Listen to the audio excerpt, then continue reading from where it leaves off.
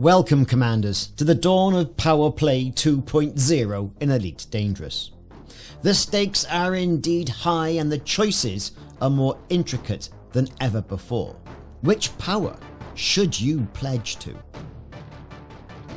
In Powerplay version 1, many of us chose powers primarily for the unique weapons they unlocked the weapon and then moved on to the next one. Now, however, with Powerplay version 2, this introduces a significant change because eventually you will have access to all weapons. So now it becomes not so much a choice of, oh, I need this weapon, I'll pledge to a particular power, as opposed to, well, which power's really going to do it for me? And that all comes down to loyalty and loyalty to the power. Let's take a look and try and decide which power is right for you.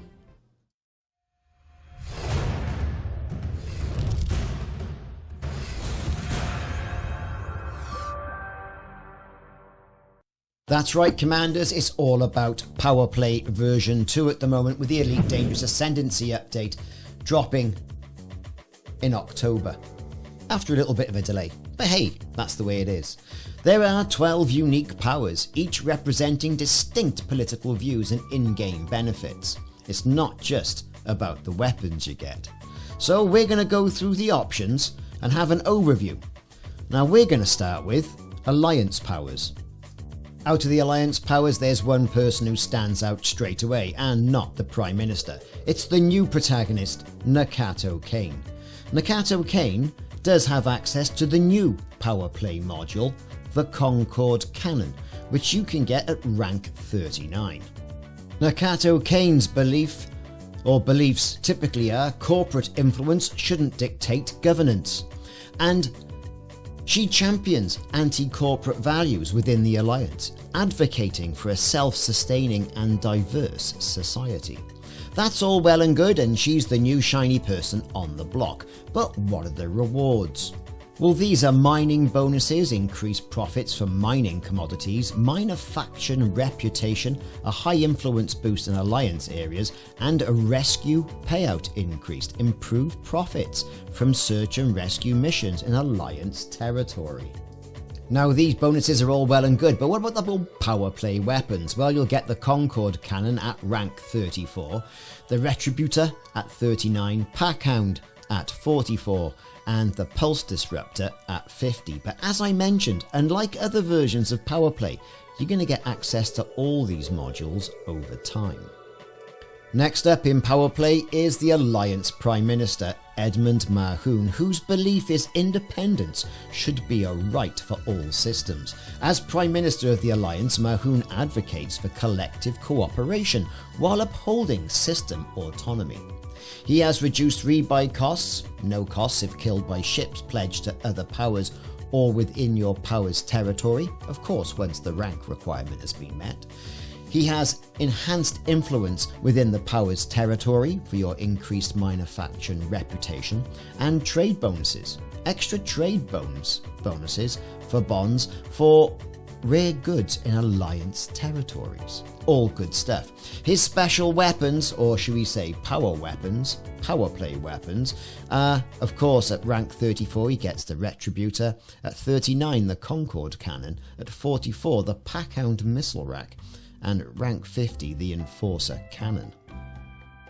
Switching gears now to the Federation, moving our location, and the first person up for us is going to be good old Felicia Winters. Now, she believes that unity lifts everybody, and as the president of the Federation, focuses on social and moral support for its citizens, emphasizing humanitarian values.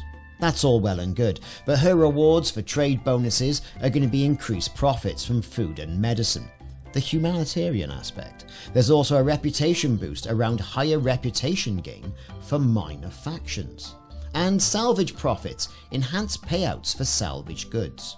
Her first weapon, her Powerplay weapon, is going to be the Pulse Disruptor, and that will be at rank 34, followed very closely at rank 39 with the Pacifier Fragmentation Cannon, and at rank 44, the Retributor.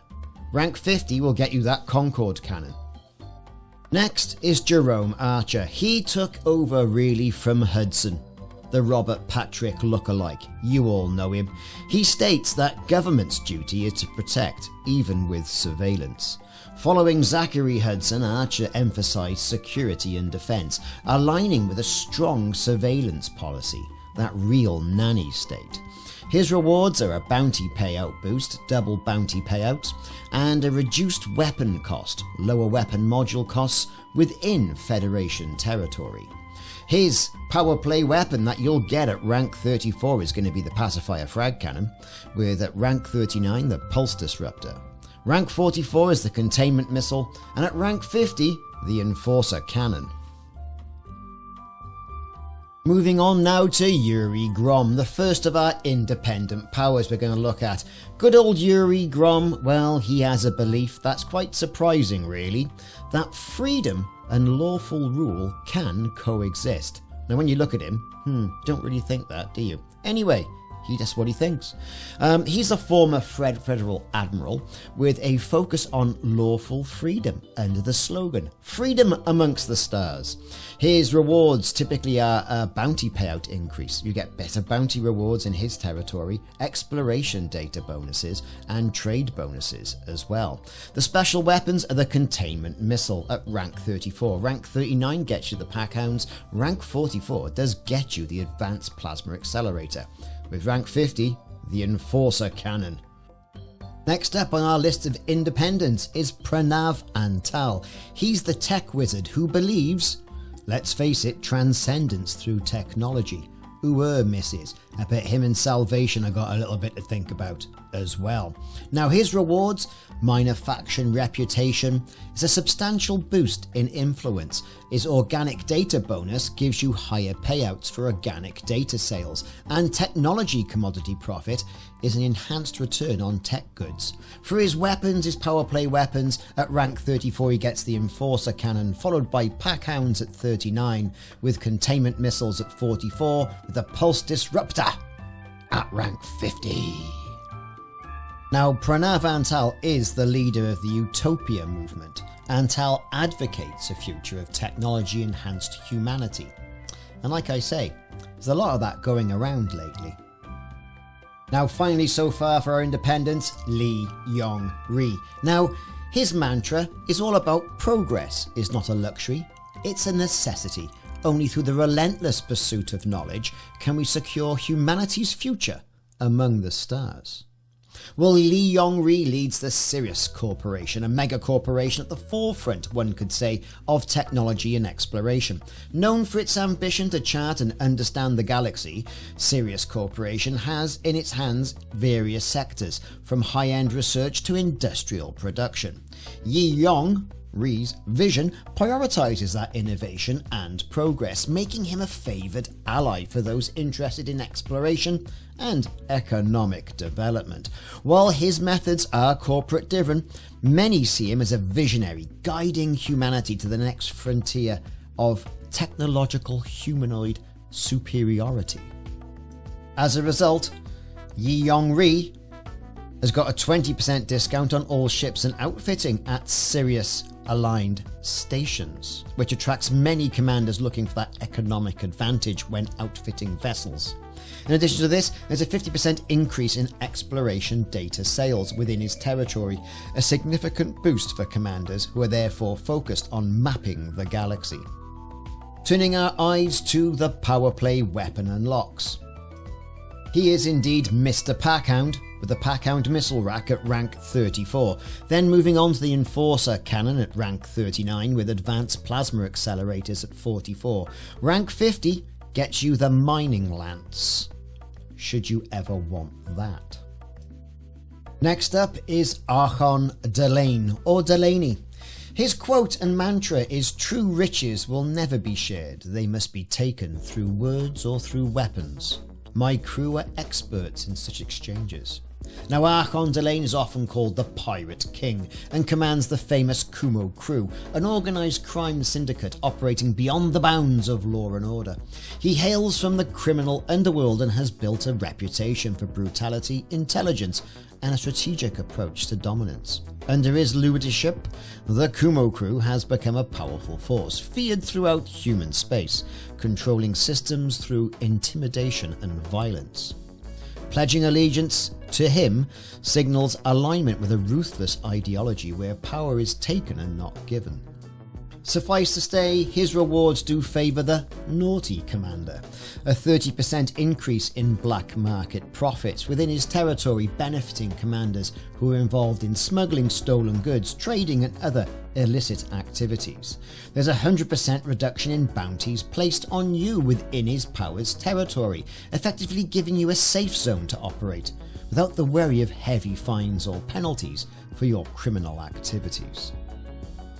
Archon Delaine is indeed famous for his power play weapon, the Saito Scrambler, allowing commanders to strip down unsuspecting vessels' shields, and you'll get that at rank 34. Rank 39 is the containment missile, stop those ships in its tracks, and rank 44, pacifier fragmentation cannons. Rank 50, the pulse disruptor.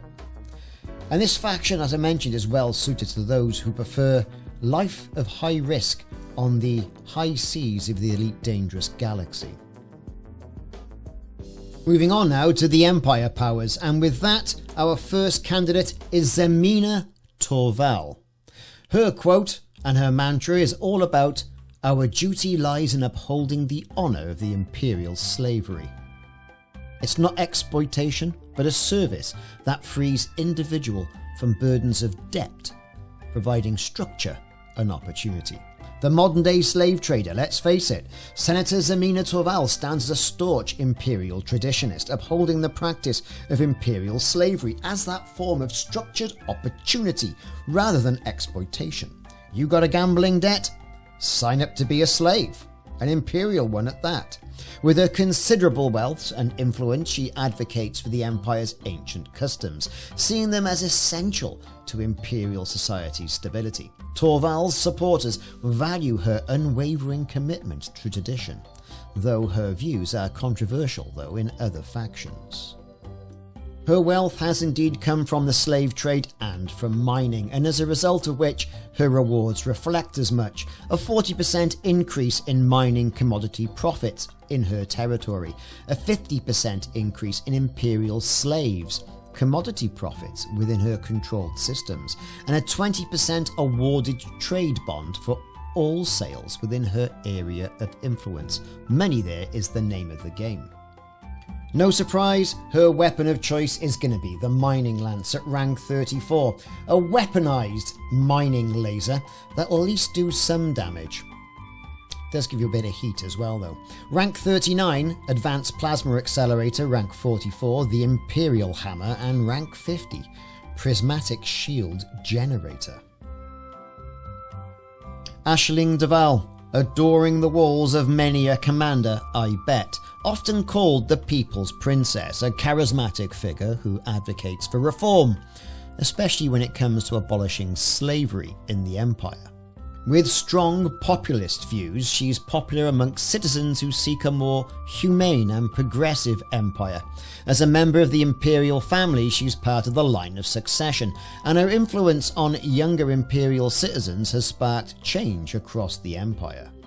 Her quote and mantra of "We can't ignore the inhumanity of slavery, even within the Empire. Our strength lies in honour, and honour demands we abandon barbaric practices." Her rewards are all around the increase in minor faction reputation gain in her space with a 100% bonus, a 200% increase in search and rescue payouts in her territories. You're hardly going to break the bank doing that. Her power play unlocks are typically the Prismatic Shield Generator at rank 34, 39 Imperial Hammer, 44 Advanced Plasma Accelerator, 50 the Mining Lance. And don't forget, you do then also, as with all of the powers, get access to the rest of the other powers, modules and weapons as you progress through the game. Let's face it, she's popular for those prismatics, the most powerful shields in the game. Now here's the power I'm pledged to. Arissa, Lavigny-Duval. Now her mantra of lesser people talk of what the Empire should be. Remind them that I dictate the Empire's future and my judgment is exceptional. Obviously a good old poke at her niece. Arissa Lavigny-Duval is the reigning Emperor of the Empire. She is the daughter of the late Prince Aristide Lavigny, and his leadership is rooted deeply in Imperial tradition and discipline. Known for her isolationist stance, Arissa believes in minimizing external influence and focusing on expanding Imperial strength and stability. Her vision is one of absolute power and independence for the Empire, emphasizing loyalty and, above all else, order. Her reign is marked by a strong hand and respect for the traditions that have kept the Empire flourishing for centuries and hopefully centuries to come. Her rewards are a 100% increase in bounty payouts within her power's territory, therefore rewarding commanders who combat piracy and maintain security in Imperial space. That 30% reduced weapon module cost as well makes it a conducive way to go and stock up your ship with the latest modules without breaking the bank. Arissa is tough and therefore she has the Imperial Hammer at rank 34, a fantastic weapon. At rank 39, the Advanced Plasma Accelerator, followed by the Mining Lance, why would you want to? And rank 50, the Prismatic Shield Generator. Arissa's faction is suited for commanders who prioritize loyalty to the Empire, who value strong defenses and prefer a lawful, bounty-driven approach to gameplay, with exclusive access to powerful Imperial weapons at the get-go, such as the Imperial Hammers, and at rank 50 the Prismatic Shield Generators. Arissa's power rewards are those dedicated to maintaining and expanding the Empire's control of the galaxy. Finally, we have Denton Patreus, a powerful and highly respected Imperial senator as well as Admiral of the Fleet. Hailing from Etonisis, Patreus is known for his pragmatic and strategic approach to leadership. His influence within the Empire comes from his both political acumen and his commitment to bolstering the Imperial Navy's power through consistent military and economic expansion. Patreus is popular not only amongst the Navy but amongst the citizens for his low tax policies, which are sustained by his aggressive territorial control and disciplined leadership. His mantra of the Imperial Navy provides the ultimate social safety net, something the Federation government could learn from.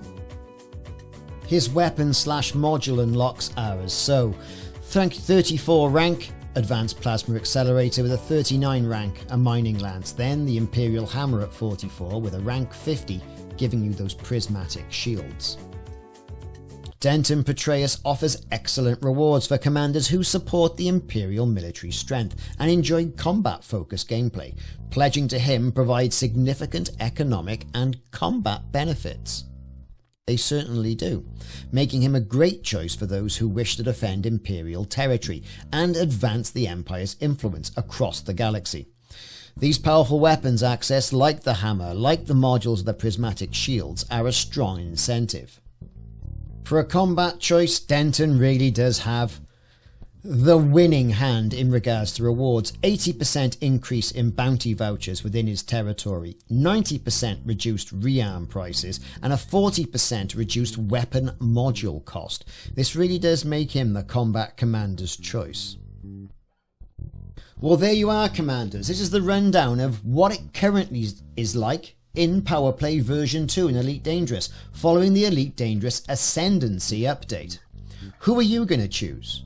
Will you choose Empire, Independent, or Federation?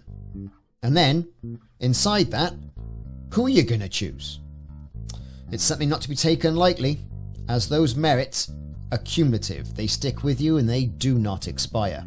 Although, if you leave a power, you've got to start from scratch yet again. I've been Ricardo, thanks very much for watching. Let me know what you thought of Powerplay version 2 so far. I'd be interested to know. And hit us up on stream, we'll be playing Powerplay most weekends.